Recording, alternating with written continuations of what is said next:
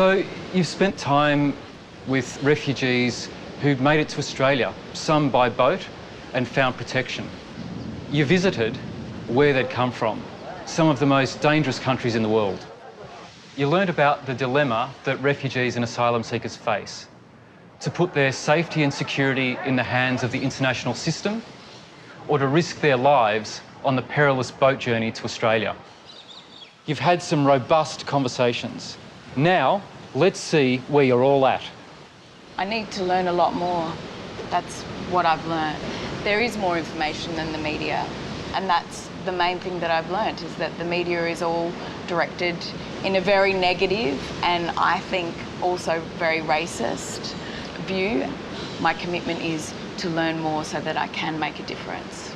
Not everybody has the same choices to come across the same routes. Access to documents, access to education, if you're in jail, if you're a woman, if you're a child. So language like queue jumpers destroys people's lives. Michael, have your views on asylum seekers who arrive in Australia by boat been challenged or confirmed? So what I have seen hasn't altered my view in relation to the policy failure. My understanding of why somebody might be driven to do it themselves is much better. I can see that much more clearly. The plight of the Hazaras, I'd have to say, is, I think, quite a big issue for Australia, and it's an issue that's going to be a bigger one from 2014 when Australian troops leave. Angry, before you came on this journey, you said that Muslim boat people were a threat to Australian society.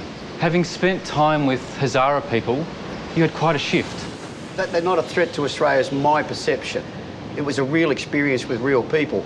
So I can't deny what effect that's had on me as a person. And I'm glad that my experience has shifted my view. I'm coming back from this trip not the same person, Judy. But get back to what brought us here in the first place. It's people living and dying, and I will not ever put my name to a policy that allows people to crash against those rocks.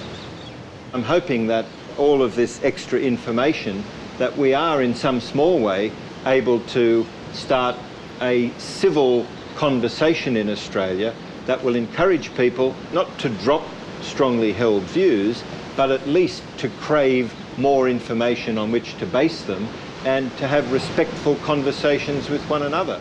You know, all of our policies should always have, you know, at the heart an understanding of, as everybody's been saying, it's all about people in the end. That's absolutely true. Stateless people are vulnerable to abuse. Like other girls her age, Farima has big dreams, but for now, she just wants to exist.